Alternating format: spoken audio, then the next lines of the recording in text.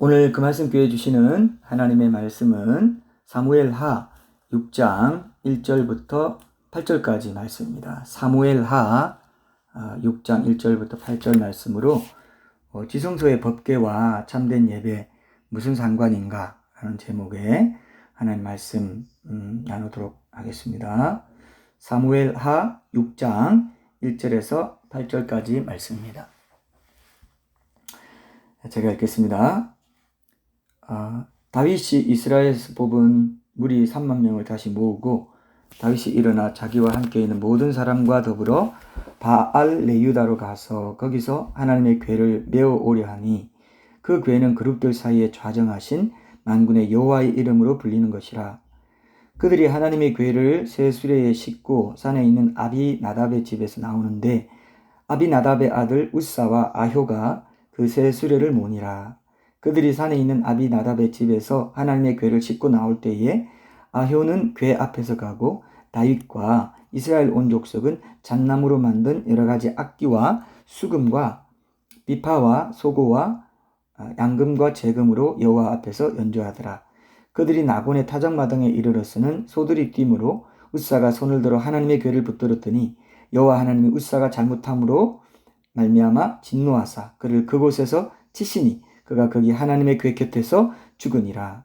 여호와께서 우사를 치심으로 다윗이 분하여 그곳을 베레스 우사라 부르니 그 이름이 오늘까지 이르니라. 아멘.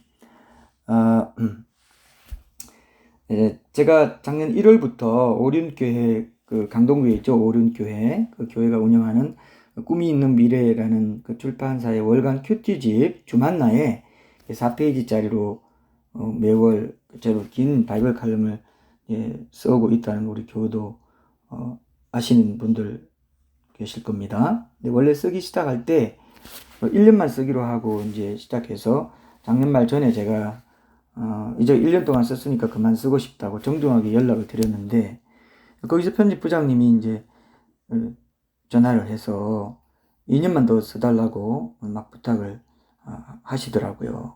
그래서 목회하면서 매월 외부에 연재글을 쓴다는 게 또 쉬운 일은 아닌 것 같고 또 빛과 소금에 제가 매월 연재하는 글이 있어서 주만나 칼럼은 정말 그만두고 싶었는데 막상 또 그렇게 강하게 권면을 하시니까 이제 하나님께서 좀 힘들어도 우리 교회 공동체에 주시는 의미 있는 말씀들을 외부와도 이렇게 나눠라. 그러니까 계속 쓰라. 이렇게 하시는구나 하는 마음이 들어서 내년 말까지 제가 쓴다 하고 지금 쓰고 있는데요.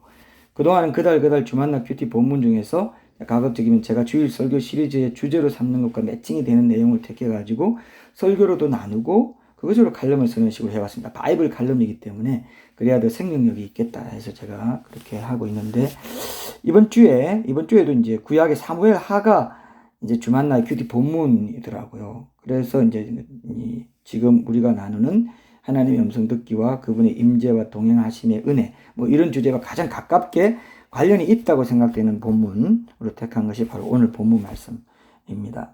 그래서 이제 오늘 본문 말씀을 놓고 법궤에 대한 주제를 좀 나누려고 하는데 성경에서 이 법궤에 대한 주제는 신자들의 삶에서 특히 하나님의 음성을 듣고 그분의 임재와 동행하신 가운데 살아가고자 하는 이 열심 있고 신실한 신자들에게는 아주 중요합니다.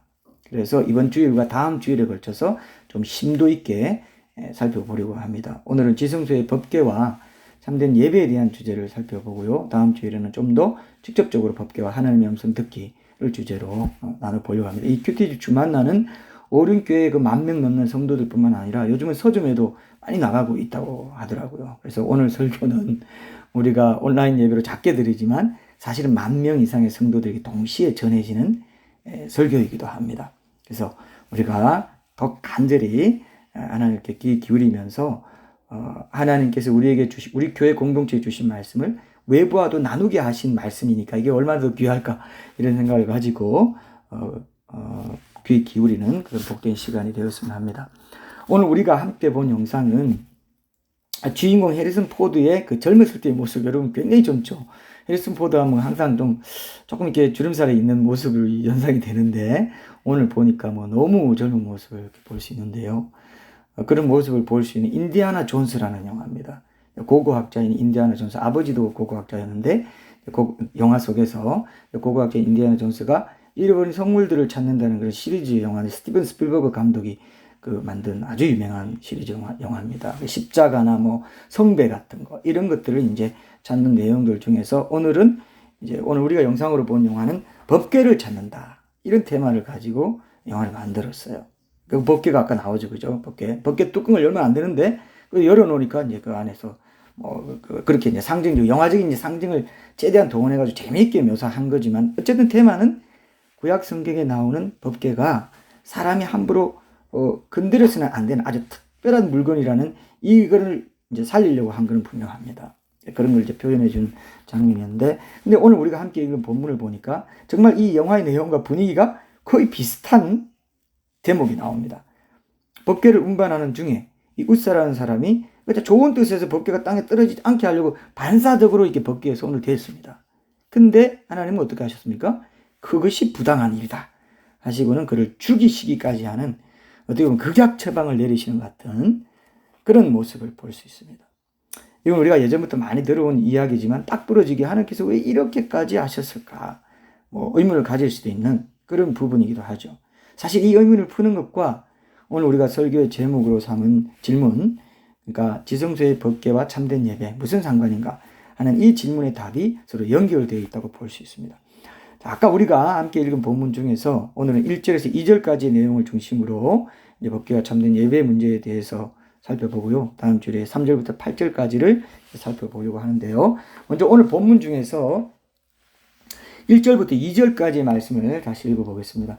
다윗이 이스라엘에서 뽑은 무리 3만 명을 다시 모으고 다윗이 일어나 자기와 함께 있는 모든 사람과 더불어 바알 레유다로 가서 거기서 하나님의 궤를 메어 오려 하니 그 궤는 그룹들 사이에 좌정하신 만군의 여호와의 이름으로 불리는 것이라.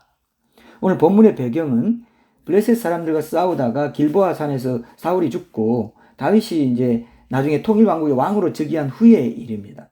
구약성경 사무엘 상에는 사울이 왕이 된 시절의 이야기가 담겨 있죠. 그리고 사무엘 하부터는 다윗이 왕으로 다스리던 그 시절을 담고 있습니다. 근데 다윗은 왕이 된 후에 블레셋과의 전투에서 큰 승리를 거두고 나서 이제 아비나답의 집에 있던 법궤를 예루살렘으로 옮겨오기로 결심합니다. 오늘 이 두 구절의 본문은 그게 두 부분으로 나뉘는데요. 첫 부분은 다윗이 통일왕국의 왕이 된 후에 그의 통치 초기에 무리 3만 명을 모아가지고 바알 레유다로 가서 하나님의 궤, 법궤입니다. 정급궤라고도 하고 언약궤라고도 하는데 이 하나님의 궤를 메어 오려 했다는 것이고요.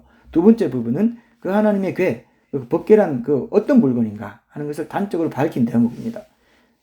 오늘 이 두 부분만을 이제 살펴볼 텐데, 오늘 본문의 첫 번째 부분은 다윗이 통일왕국의 전열을 가다듬고 뭔가 중요한 기념비가 될 만한 일을 하기 위해서 이스라엘에서 3만 명이나 되는 사람들을 모아가지고 법궤를 예루살렘 다윗성으로 옮겨가야겠다 이 결심을 하고 당시에 법궤가 있던 바알 레유다로 가서 이제 하나님의 궤를 메어오려 했다는 내용입니다. 아까 보셨죠, 그죠? 다윗이 이스라엘에서 뽑은 무리 3만 명을 다시 모으고 다윗이 일어나 자기와 함께 있는 모든 사람과 더불어 바알 레유다로 가서 거기서 하나님의 궤를 메어오려 하니 이렇게 말했습니다.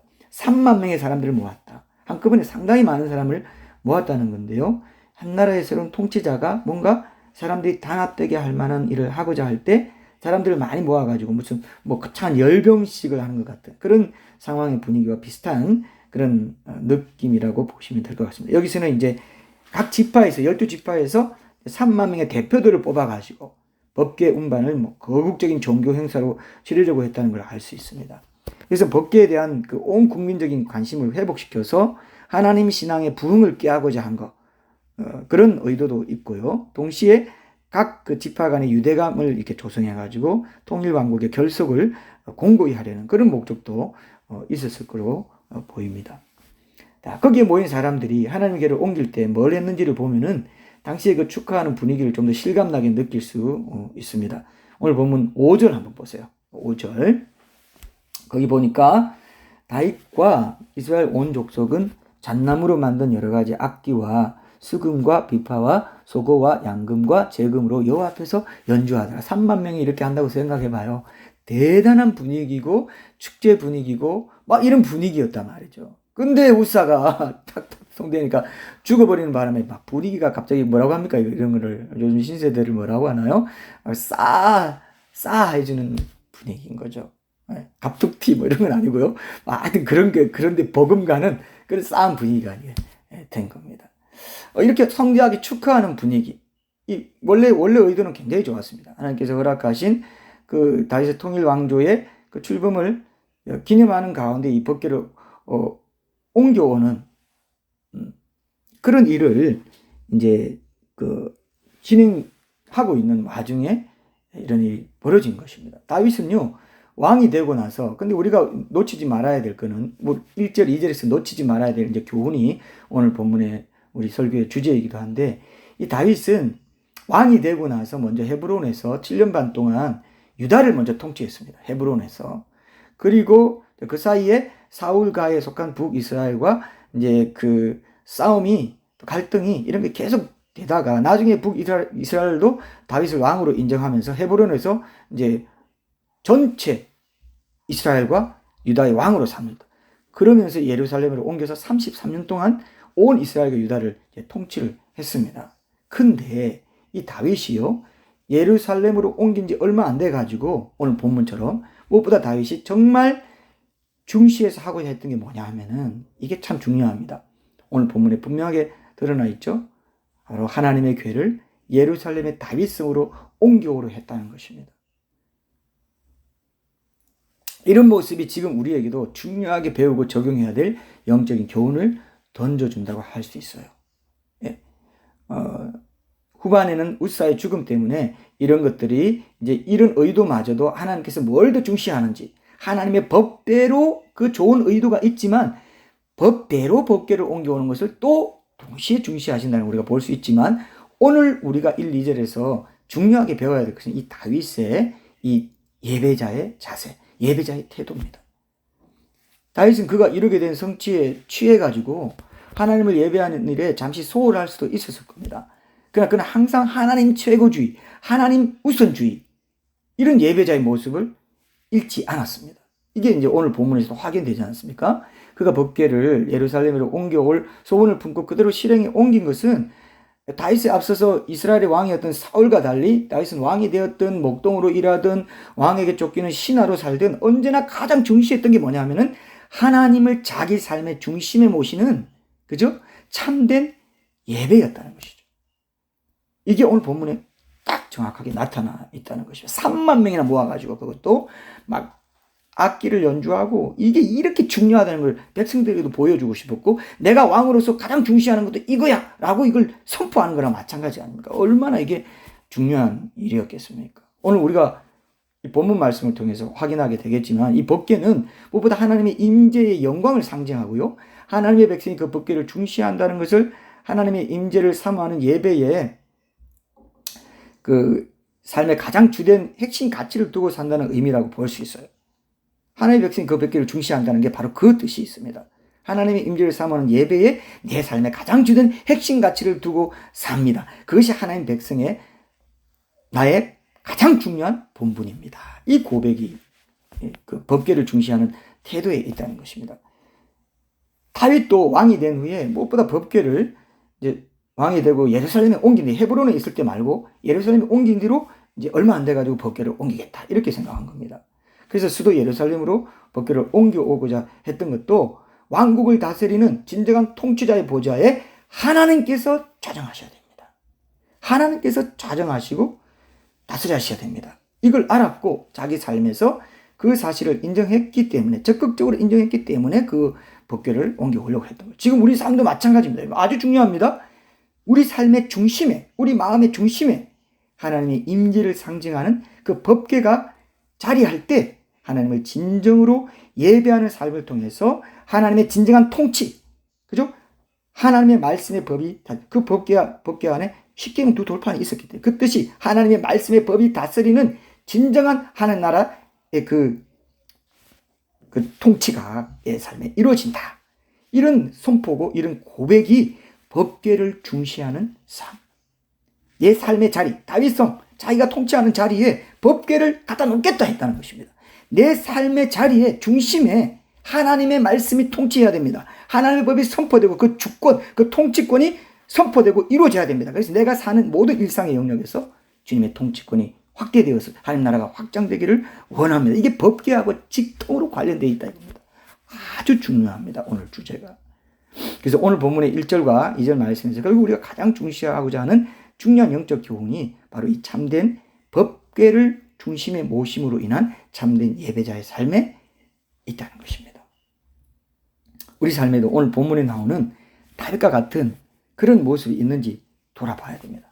우리가 결혼을 하게 되든지, 결혼을 해서 믿음의 가정을 세우게 되든지, 직장을 얻게 되든지, 아니면 이전과 다른 어떤 큰 성취를 이루게 됐을 때 변함없이 가장 우선해야 될 게 뭐냐? 하나님을 예배하는 일입니다. 특히 예수님이 다시 오실 때가 아주 가까운 지금과 같은 마지막 때에는 우리 삶의 최우선순위가 여기에 맞춰져 있어야 한다는 것이죠.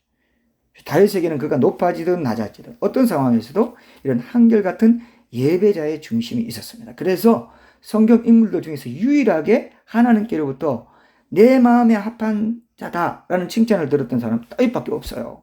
성경의 기록으로 볼 때 그렇습니다. 그래서 예수님이 다시 오실 때 그를 맞아 이제 들림받는 자의 영광을 누릴 신부의 가장 주된 특성도 뭔가 하면은 신랑 되신 주님을 오직 그 한 분을 향한 예배자로서의 갈급함이라고 할 수 있습니다. 그러니까 어디서 무엇을 하든지 그 신부의 마음은 늘 주님께 있어요. 주님을 생각하면 절로 미소가 나오고 마음의 기쁨과 행복이 차오르는 그런 사람입니다. 따로 시간을 내서 주님만 생각하는 시간을 갖는 데서 삶의 가장 큰 만족과 보람을 느끼는 사람, 그 사람이 신부라는 것입니다. 바로 이런 마음이 이 다윗의 예배자의 마음이었어요.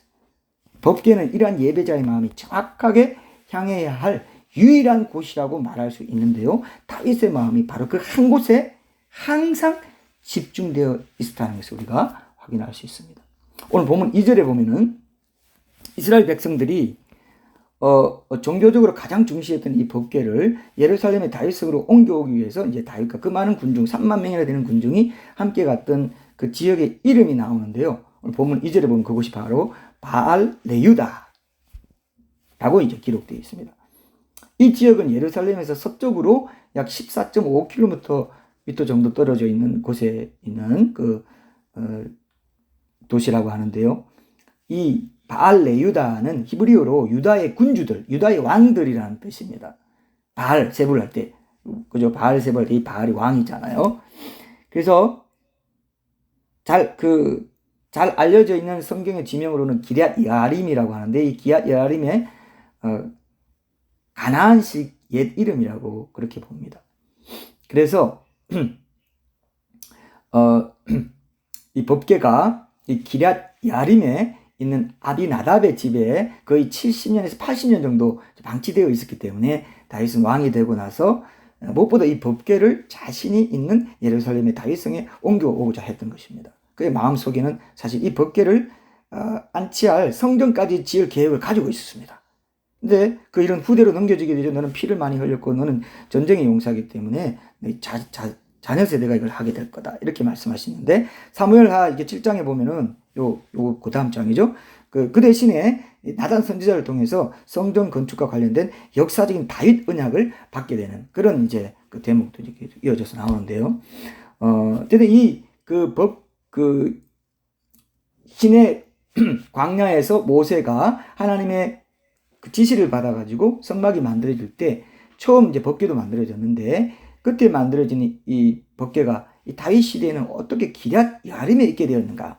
이것도 우리가 한번 확인해 봐야 되겠죠. 오늘 우리는 구약 시대 이스라엘 백성이 가장 중시했던 성물인 법궤를 주제로 지금 우리에게도 적용해야 될 영적인 의미나 교훈이 뭔가 이걸 찾고자 하기 때문에 이 법궤의 행방을 놓고도 이 정도의 추적은 해볼 만한 가치가 있다고 봅니다. 지금 우리 청소년들은 좀 생소할 것 같아요. 그래서 조금 염려가 되는데 이제 따라 가볼 만할 겁니다. 왜냐하면 이건 중요한 법궤의 역사를 한번 딱 배우면 여러분 잊혀지지 않을 수도 있기 때문에 오늘 잘 들으시면 그 부분이 딱 그 정리가 될 수 있습니다. 오프라인 공간이면 제가 일일이 우리 청소년들의 눈을 마주 보면서 이런 이야기를 했을 것 같은데 아쉽긴 하지만 이제 오프라인 예배가 곧 회복될 것 같으니까 조금만 더 참고 이제 기다려 보기로 하겠습니다. 원래 법궤는 시내 광야에서 성막과 함께 처음 만들어진 후에 성막과 함께 이동했습니다. 가나안 땅에 입성한 후부터는 처음에 길갈에 있었습니다. 길갈. 그리고 나중에 실로라는 곳에 옮겨져 있는 중에 엘리가 사사로 있던 시대. 엘리가 그냥 실로에 있었죠. 시대. 그리고 사무엘이 이제 사무엘상 1장에 보면 사무엘 1장, 2장 쭉 보면은 이제 사무엘이 선지자로 부르심 받았은 그런 이야기가 나오죠. 그때 엘리 그 사사가 같이 이제 있었죠. 사무엘의 선지자로 부르심 받았을 그 무렵에 이스라엘이 블레셋과 싸우다가 패하게 됩니다. 그래서 그 법궤가 블레셋으로 옮겨지는 아주 초유의 특별한 사태가 발생해요. 사무엘상 4장부터에 보면은 그런 내용이 나오는데요. 이스라엘이 블레셋과 싸우다가 이 4,000명의 군사가 죽임을 당하면서 패하게 되었어요. 그러니까 이제 실로에 있던 법궤를 에벤에셀로 가져와서 그 법궤로 인해서 블레셋 사람들을 물리치기를 원했습니다. 이스라엘 사람들이.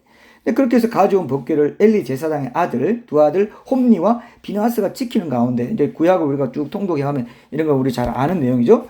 근데 그렇게 지키는 가운데 다시 블레셋과 전투가 시작되었는데, 이번 싸움에서는 첫 번째 전투에서 죽은 군사보다 더 많은 3만 명의 군사가 죽임을 당하면서 또다시 크게 지고 맙니다. 이때 법궤를 지키던 홈니와 비나하스도 죽임을 당하고 그들이 지키고 있던 법궤마저 이제 블레셋에게 뺏겨버리게 됩니다. 정말 무슨 손에 땀을 쥐게 하는 그런 정통 사극을 보는 것 같은 그런 긴장감 가운데 이 순식간에 이런 일들이 이제 전개되었습니다. 실로에 있던 엘리 제사장은 이스라엘이 패하고 자신의 두 아들 홈니와 비나하스도 죽고 하나님의 법궤도 빼앗겼다는 소식을 듣자마자 자신이 앉아있던 그 자리에서 죽어버립니다. 사무엘상 4장 18절 한번 찾아보세요. 자, 찾아봅시다. 한번 찾아보는 게 여러분도 눈으로 확인하는 게 더 마음에 더 잘 들어옵니다. 사무엘상 4장 18절 한번 찾아 읽어보겠습니다. 사무엘상 4장 18절입니다. 바로 앞에 있죠. 사무엘하 지금 6장이고요. 보면은 사무엘상 바로 앞에 있습니다. 사무엘상 4장 18절. 하나님의 괴를 말할 때에 엘리가 자기 의자에서 뒤로 넘어져 문 곁에서 목이 부러져 죽었으니 나이가 많고 비대한 까닭이라. 그가 이스라엘 사사가 된 지 40년이었더라. 자, 이 소식을 듣고, 그죠? 엘리가 죽었을 뿐만 아니고, 엘리의 며느리 비나스의 아내가 아들을 해산하다가 죽어가면서 그 아이의 이름을 영광이 없다 하는 뜻을 가진 이가봇이라고 짓게 됩니다. 그래, 이 이야기도 구약 성경에서 꽤 유명한 이야기니까 계속해서 19절 그 이후 좀 더 읽어보겠습니다. 사무엘상 4장 19절에서 20절까지 읽어볼게요. 그의 며느리인 비나스의 아내가 임신하여 해산 때가 가까웠더니 하나님의 괴를 빼앗기는 것과 그의 시아버지와 남편이 죽은 소식을 듣고 갑자기 아파서 몸을 굽으려 해산하고 죽어갈 때에 곁에 서 있던 여인들이 그에게 이르되 두려워하지 말라. 네가 아들을 낳았다 하되 그가 대답하지도 아니하며 관념하지도 아니하고 이르기를 영광이 이스라엘에서 떠났다 하고 아이 이름을 이가봇이라 하였으니 영광이 없다는 뜻입니다. 이가봇이라는 게 하나님의 괴가 빼앗겼고 그의 시아버지와 남편이 죽었기 때문이며 또 이르기를 하나님의 괴를 빼앗겼으므로 법궤를 빼앗겼으므로 영광이 이스라엘에서 떠났다 하였더라. 이렇게 기록되어 있습니다. 여기 보면은 비나스의 아내는 하나님의 괴를 빼앗겼기 때문에 영광이 이스라엘에서 떠났다는 뜻으로 자신이 죽어가면서 낳은 아들의 이름을 이가봇이라고 했다는 것을 알 수 있죠. 도대체 법궤가 뭐길래 이스라엘 사람들이 이토록 중시했는가 하는 게 궁금해질만 한데요. 그 내용이 바로 오늘 본문의 두 번째 부분인 2절 후반부에 나옵니다. 제가 다시 한번 읽어보겠습니다. 2절 후반부입니다. 오늘 사무엘하 6장 2절 후반부. 그 괴는 법궤죠. 그 하나님의 괴 법궤는 그릇들 사이에 자정하신 만군의 여호와의 이름으로 불리는 것이라. 이렇게 기록되어 있습니다. 아주 짧고 간단하게 언급되어 있지만 사실 이 짧은 묘사야말로 법궤가 무엇인가에 대한 가장 중요하고도 정확한 설명이라고 할 수 있습니다. 법궤는 우리가 많이 이제 들어온 대로 이스라엘의 성막 안에 그 지성소에 있었던 그 정금으로 입힌 나무 상자, 나무 괴짝입니다. 사실 나무 괴짝. 아까 영화에서도 보셨죠? 나무 괴짝인데 그 역시 그 금으로 된 그 괴짝의 덮개 위에 여기 오늘 본문 2절에 나오는 날개 달린 그룹 천사 둘이서 마주 앉아있는 속죄소가 있고요. 그 안에 십계명 돌판이 들어 있었기 때문에 법궤라고 이름이 붙은 겁니다. 십계명 돌판, 그게 율법이잖아요. 법궤. 그래서 법궤라는 이름이 붙은 것입니다. 이 법궤를 덮고 있는 속죄소의 양편에는 이제 그룹 천사들이 있고 그 가운데에 하나님이 임재하신다고 여겨졌기 때문에 이 본문의 2절에 이렇게 표현되어 있어요. 그 궤는 그룹들 사이에 자정하신 만군의 여호와의 이름으로 불리는 것이라. 이렇게 기록되어 있는 것입니다. 오늘 보면 2절에 나오는 이 그룹은 우리가 보통 소그룹이라 할 때 예? 오해할 수가 있어요. 어떤 분들은 그렇게 오해합니다. 실제로 그룹 천사라고 하니까 그룹 모인 단체 천사인가 집단 천사인가 이렇게 생각하면 큰일 납니다. 소그룹이라고 말할 때 무슨 단체를 뜻하는 영어의 그 그룹 스몰 그룹 할 때 그 그룹이 아닙니다. 그게 아니고 그 단어가 아닙니다. 하나님의 보좌 주위에 있는 체루빔이라고 하는 이 천사들의 이름을 우리말로 음차를 해가지고 그룹이라고 한 거죠. 그룹이라는 게 그 뜻이라는 겁니다. GROUP가 아니고 체루빔입니다. 그걸 그룹이라고 우리말로 음차를 한 것입니다. 그리스도를 기독이라고 한 것처럼 성경에는 그룹 천사도 있고 스랍 천사도 나오는데 스랍을 영어로 세라핌이라고 하는 것처럼 그룹은 영어로 체루빔이라고 한다고 하면 덜 헷갈리실 것 같은데요. 자, 이 체루빔 천사들은 모두 넷밖에 없어요. 각각 네 날개를 갖고 있고 사람 얼굴을 한 보통의 천사들과는 달리 얼굴도 네 가지 모양입니다. 우리가 요한계시록도 보고 에스겔서도 볼 수 있는데 사람, 사자, 소, 독수리의 모습을 하고 얼굴이 4개 달려 있어요. 날개도 4개고 아주 특별한 천사들입니다. 이들이 하는 일이 뭐냐? 바로 하나님의 보좌 주위에서 하나님과 함께하는 존재들로서 하나님의 영광과 신성을 드러내는 일을 하는 천사들입니다. 그게 그룹 천사, 체루빔 천사들입니다. 스랍 천사, 세라핌 천사들은 구약 이사야서 6장에만 나오는데요. 6개의 날개를 가진 천사들인데 하나님의 보좌 주변에서 하나님의 영광을 호위하면서 이제 하나님의 거룩하심을 찬양하는 일을 하고 있었어요. 이사야서 6장 1절에서 2절 보면 이 스랍 천사가 나옵니다. 한 번밖에 안 나옵니다. 자, 아무튼 이 법궤가 그룹, 체루빔이라고 불리는 천사들 사이에 자정하신 만군의 여호와의 이름으로 불린다는 말은 그 법궤 자체가 그룹 천사들이 있는 하나님의 보좌에 앉아 계신 하나님의 이름, 하나님 이름은 그분의 존재 자체를 의미하죠. 그분의 존재 자체의 임재의 영광을 의미한다는 것을 우리가 알 수 있습니다.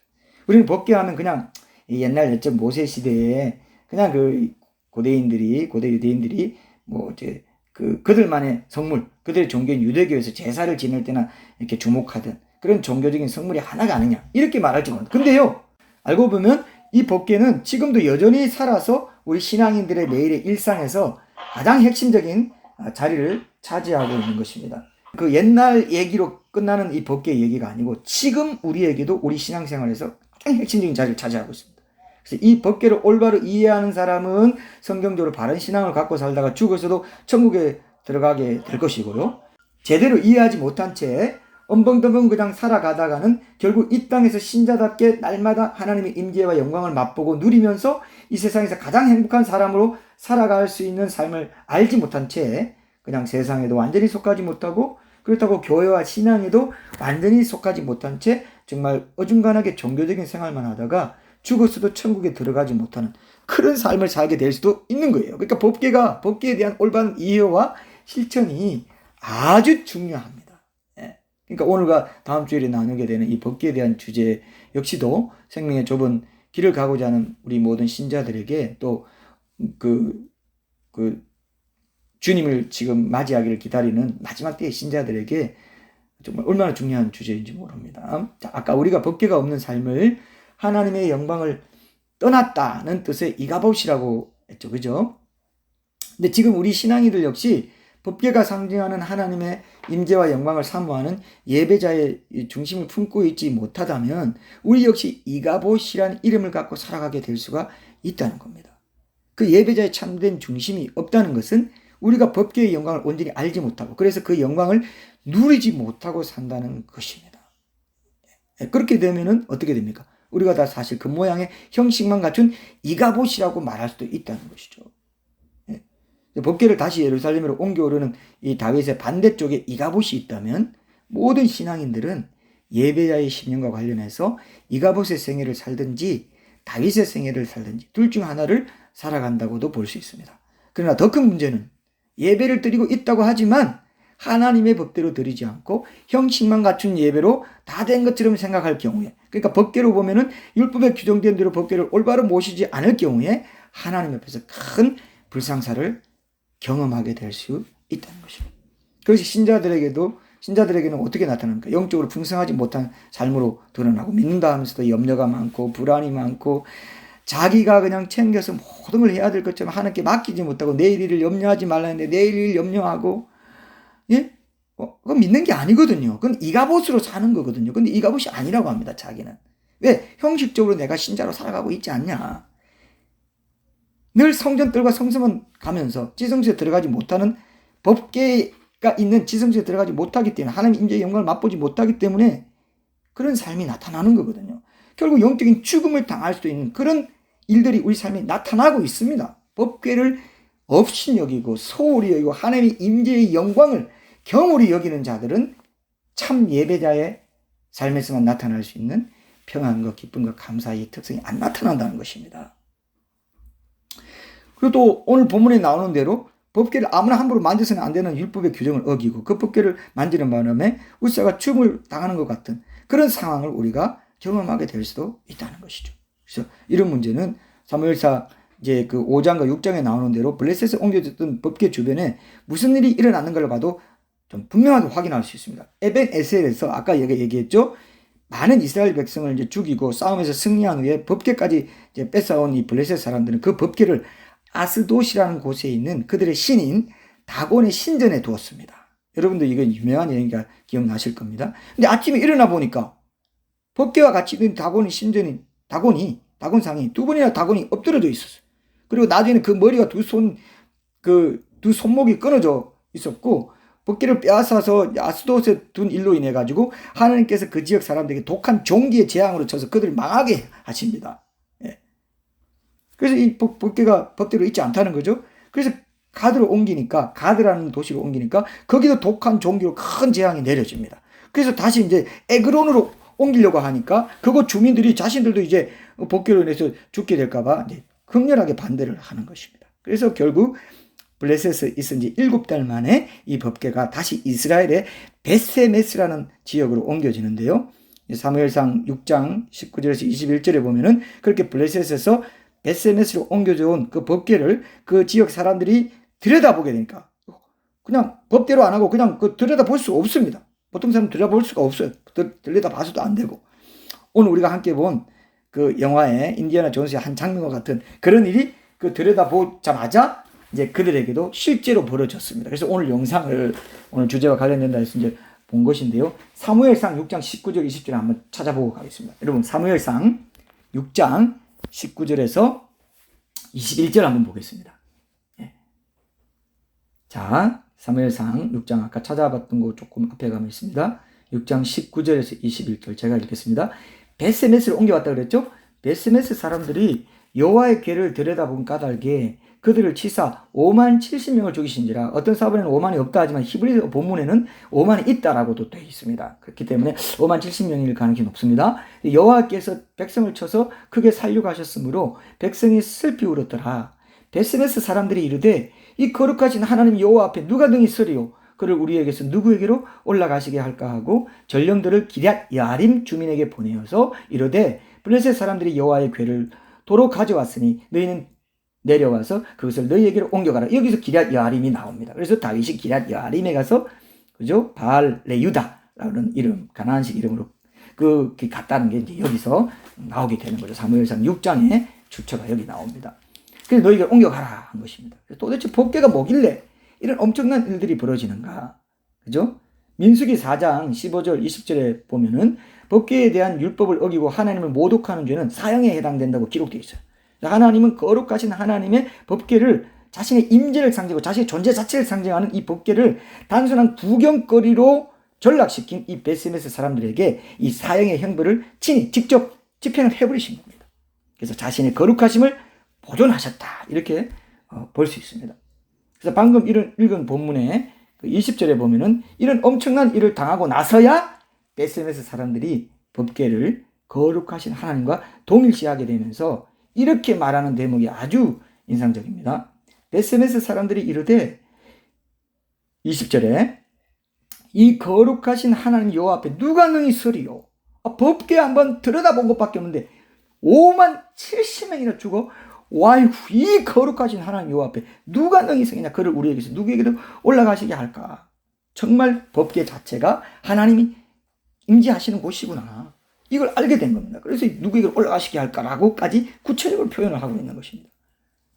자, 법궤의 의미를 여러 가지 측면에서 살펴볼 수 있지만 오늘은 본문 2절 후반부의 맥락에 맞게 거룩하신 하나님의 존재 자체를 의미하면서 동시에 그분의 임재의 영광을 의미한다는 사실만 강조하면서 지금 우리가 적용해야 될 영적 교훈을 잠깐 찾아보고 이제 오늘 말씀의 결론을 맺고자 하는데요. 무엇보다 이 법궤는 거룩하신 하나님의 임재 가운데 들어가는 참된 예배와, 그죠? 관련돼 있다는 겁니다. 그렇기 때문에 아무나 함부로 이 대해서는 안 되고 반드시 예배자의 중심을 갖고 가까이 다가가야 될 지성물, 지극히 거룩한 물건이라는 것입니다. 이걸 꼭 기억해야 됩니다. 그렇다면 지금 우리 각자 역시 무엇보다도 이 하나님의 임재의 영광을 사모해서 나아가야 될 예배자의 삶에 바로 잡아야 될 문제가 뭔지, 이런 것도 이제 진지하게 돌아보는 게 이제 적용점이 돼야 되겠죠. 단적인 예를 이제 들어본다면 찬양 하나만을 본다 해도 예배 중에 우리가 지금 찬양을 어떤 자세로 하나님께 올려드리고 있는지 한번 돌아보세요. 하나님을 거룩하신 하나님으로 모시는 중심을 갖고 올려드리는 그런 간절함과 사모함이 얼마나 있는가. 그저 내 편이 들고 내가 좋아하는 찬양이면 혼적인 흥을 내가지고 열심히 따라 부르고, 내가 별로라고 느끼는 찬양이면 가사가 아무리 좋아도 그냥 되면 부르고 있다, 뭐 이렇게 한다면 어떻겠어요? 예배 가운데서 하나님께 드리는 거룩해야 될 찬양이 하나님께 드리기에 합당한 찬양이 되겠나 이겁니다. 너무 내 기분이 좌우되고 감정이 좌우되는 게 이게 혼적인 신앙이고 성전떨과 성소까지만 가는 신앙이에요. 지성소가 영이신 하나님을 만나는 곳이고 영적인 그런 믿음을 가지고 하나님 영이시기 때문에 영적으로 나아가야만 만날 수 있고 교제를 할 수 있는데, 맨날 혼적인 감정적인 기분에 좌우되는 신앙에 좌우되는 그게 머문 사람이 아주 많습니다. 여러분 돌아보면 알 거예요. 뭔 일이 생기면 염려가 생기고 불안이 생기면 영적인 단계 못 올라가면 영적인 믿음을 굳건하게 갖고서 지성중에 항상 사는 삶을 못 사는 것입니다. 늘 성전떨과 성소만 밟고 수십 년 신앙생활에도 성전떨과 성소만 밟고서 살아가는 신자들이 지금 이 시대는 더 특히 더 많아요. 찬양을 드릴 때도 그런 마음으로 드릴 수 있습니다. 예. 그 하나님께서 그걸 기뻐 받으시겠는가 생각해 보세요. 이런 태도가 다 이 법궤가 얼마나 온전히 거룩하신 하나님의 임재를 상징하는 핵심 매체인지를 잘 몰라서 갖게 되는 그런 태도라고 볼 수 있습니다. 오히려 차라리 옛날 그 구약시대처럼 지성소의 법궤에 대한 규정이 눈에 보이게 엄격해가지고 그 규정을 어기면 그 즉시 즉각적으로 그 결과가 뭐 죽음을 당한다든지 뭐 이런 식으로 분명히 드러난다면 우리에게 더 유익할지도 모르겠다, 이런 생각마저 듭니다. 그렇게 된다면 차라리 매주일 예배 드리는 이 시간이 더 거룩하고 온전해지지 않을까 하는 그런 생각이 들기도 합니다. 그러나 그렇지 않고 지금 뭐 규정을 어겨도 아무런 적극적인 결과도 안 나타나고 큰 허점이 생겼는데도 문제를 문제로 느끼지 못하고 그냥 계속 방치된 채 속으로만 더 골마가고 하는 그런 원인이 될 수가 있습니다. 딱 보이면 빨리 고칠 텐데 그렇지 않고 괜찮네, 한번 빼먹었는데, 골방기도 한번 빼먹고 큐티 빼먹었는데 별일 없네, 괜찮네, 지성소 무시하고 살아도 괜찮네, 골방이 지성소인데 괜찮네, 이렇게 간다는 겁니다. 이게 왜 내 삶에 뭔가 부담과 염려와 뒷골 당기는 게 왜 믿는다고 하고 주일 예배도 드리고 뭐 한다는데 왜 안 될까가 여기에 원인이 있어요. 아주 중요합니다. 그래서 여러분들이 이 부분을 확실히 붙잡아야 돼요. 눈에 보이는 예를 이제 더 들어보면 여러분들이 그런 지성소의 교제의 삶을 못 살기 때문에 내가 주일 예배에도 이런 일이 나오고 뭐 이렇게 다 나오는 거구나, 일상 속에서도 염려가 그러냐고 이런 걸 알 수 있어요. 자, 예를 들어 이제 주일 예배도 한번 들어봅시다. 너무 일상적이고 평범하게 예배의 자리가 제공되다 보니까 그 자리에 나아갈 때 우리는 이미 예배, 곧 하나님의 임재의 영광 가운데 들어가는 그 지성소의 자리를 별로 대수롭지 않게 여기는 데 익숙해 있습니다. 마음의 준비를 하기 위해서라도 오프라인 예배에서 예배 시작 10분 전에는 예배 장소에 도착해서 기도로 마음을 준비하라고 해도 잘 안 할 뿐만 아니고 그렇게 할 마음조차 잘 안 생기다면, 그죠? 법궤로 상징되는 하나님의 임재의 영광에 영적으로 무감각해진 그 문제가 이미 커진 상태라고 할 수 있어요.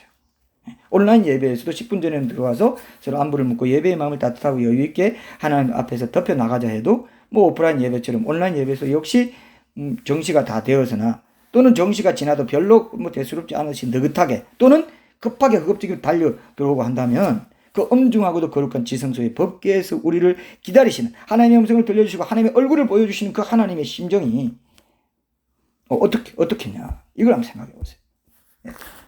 여러 가지 예를 들 수 있지만 좀 더 살갑게 우리 피부에 와닿게 예를 들어 본다는 그렇습니다. 예배뿐만 아니고 우리가 기도를 하든 말씀을 묵상하든지 간에 매번 이 지성소에까지 들어가느냐, 그래서 하나님의 임재의 영광을 상징하는 법궤가 있는 자리에까지 나아가느냐 못 나아가느냐, 이것이 참된 신앙생활을 하고 있느냐, 그저 형식만 있고 내용에는 하나님의 임재가 미약한 이가봇의 삶을 살고 있느냐를 갈라놓는 관건이 된다고 말씀드릴 수 있습니다. 우리가 일상 속에서 하나님 임재를 경험하고 그분과 친밀한 교제를 나누는 이 두 가지 핵심 통로가 기도와 말씀 생활인데, 이 기도와 말씀에서 평생을 성전뜰이나 성소까지만 가고 거기에만 머물고 하나님의 임재의 영광을 상징하는 법궤가 있는 지성소에까지는 깊이 못 나아가는 신자들이 의외로 상당히 많습니다. 늘 근성으로 하듯이 기도하고 말씀 읽고 묵상하는 그런 사람들이 아주 많다는 겁니다. 마지막 때에는 특히 더 이런 부분을 우리가 깨어 있어야 돼요. 성전뜰과 성소와 지성소로 이렇게 이루어진 성전은요, 우리의 육과 혼과 영을 상징하는 것입니다. 그렇게 상징하는 것이기도 하다는 것은 이건 신학적으로 분명한 사실인데요. 근데 늘상 성전뜰과 성소에까지만 가요. 그냥 육적이고 내 몸은 갔어요. 내 몸은 예배 장소에 갔고, 내 몸은 골방 기도 장소에 갔고, 내 몸은 큐티를 하고 있습니다. 시간 내서 하고 있어요. 몇십 분이라도. 근데 몸은 갔어요. 마음까지 갔어요. 감정적까지, 뭐 기분, 뭔가 혼적인 그런 뭐 그런 것도 있습니다. 감정적인 어떤 그런 것도 뭔가 느꼈어요. 터치도 받았어요.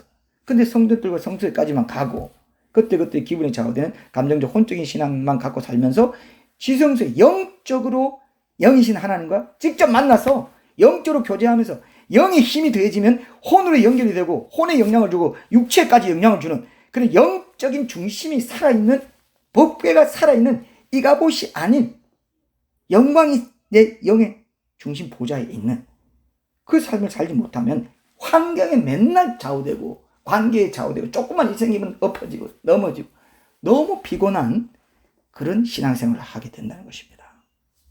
그 신앙이 얼마나 그죠? 풍성하지 못하고 메마른 가운데 있겠냐는 거죠.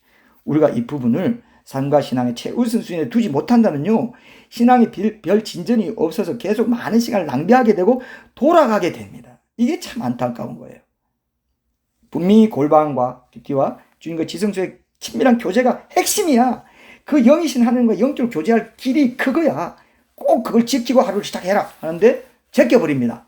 제껴버리면 내 마음, 감정, 혼적인 영역도 육적인 영역도 다 무너지게 됩니다.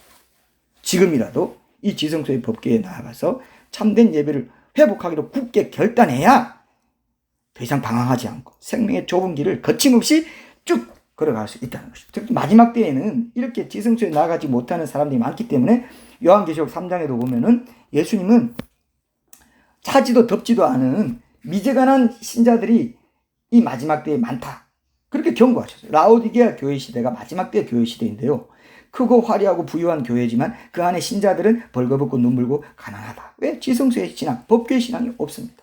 하나님 임재의 영광을 알지 못해요. 그 눈이 가려져 있어요. 눈이 멀어버렸어요. 내 영이 헐벗기 때문에 내 혼이나 육도 다 벌거벗고 삽니다. 가난하게 삽니다. 주님이 문 바로 바깥에 계셔서 노크를 해오신 만큼 가까이 오신 때가 마지막 때잖아요. 근데 그 신자들은 주님은 문 바깥에 계속 세워두고도 하나님의 임재의 영광에 대해서 영적으로 무감각해진 것을 감지하지 못하는 그런 신자들이 많은 시대가 마지막 때의 라오디게아 교회 시대라는 겁니다. 자, 오늘 말씀의 결론, 여러분 오늘 본문 말씀 1절과 2절을 함께 묵상하면서 우리가 내릴 수 있는 결론이 뭡니까? 주님이 오실 때가 가까운 이 마지막 때일수록 주의 임재의 영광을 사모하는 예배자의 갈급함을 가지고 참된 예배의 삶에 깨어있는 주의 백성들이 되어야 되겠다 하는 것입니다. 다윗처럼 내가 소박한 목동으로 살아갈 때든 왕에게 쫓기는 고난의 때를 살아갈 때든 아니면 인생의 성공에서 나름 큰 영광을 누리는 성취를 이루게 될 때든 항상 그 마음의 중심, 내가 이거 좀 잘 되면 그때 법궤를 찾을게요. 이거 안 된다는 겁니다. 목동으로 살 때든 고난의 때든 잘될 때든 항상 그 마음의 중심에 하나님 마음에 합한 자로서의 다윗의 마음이 뭡니까? 주님의 임재의 영광을 사모하는 참된 예배자의 삶을 소원했다는 것입니다. 우리도 그런 삶을 살아갈 수 있도록 하나님께 간절히 구하시고 결단하는 시간 되기 바라면서 다윗이 평생의 소원으로 고백한 시편 27편 4절 말씀을 마지막으로 제가 읽고 기도하겠습니다. 시편 27편 4절 내가 여호와께 바라는 한 가지 일 그것을 구하리니 곧 내가 내 평생에 여호와의 집에 살면서 여호와의 아름다움을 바라보며 그의 성전에서 사모하는 그것이라. 기도하겠습니다. 하나님 아버지, 오늘 사무엘하 6장 1절 2절 말씀을 통해서 무엇보다 법궤를 가까이 모심으로 예배자의 갈급함을 하나님께 고백한 이 다윗의 모습을 다시 한번 확인하게 해주시니 감사합니다. 우리 모든 교우들도 주님이 다시 오실 때 주 앞에 부끄러움 없이 설 수 있는 참된 예배자요, 오직 주를 향해 진정한 갈급함을 가진 주의 신부로서 이 땅에서 주의 임재와 동행하심의 은혜 가운데 승리하며 살아갈 수 있도록 긍휼을 베풀어 주시며 끝까지 함께해 주시옵소서. 지금은 우리 주 예수 그리스도의 은혜와 하나님 아버지의 사랑과 성령님의 교통하심이 참된 예배자로 살아가는 모든 일상의 삶 속에서 하나님의 임재를 상징하는 법궤의 그 지성소의 자리에까지 나아가서 매 순간 그 임재의 영광을 맛보고 누리며 살아가기를 소원하는 그 말씀 교회 모든 지체들의 삶 가운데 지금으로부터 영원토록 함께하여 주시옵기를 간절히 축원하옵나이다. 아멘.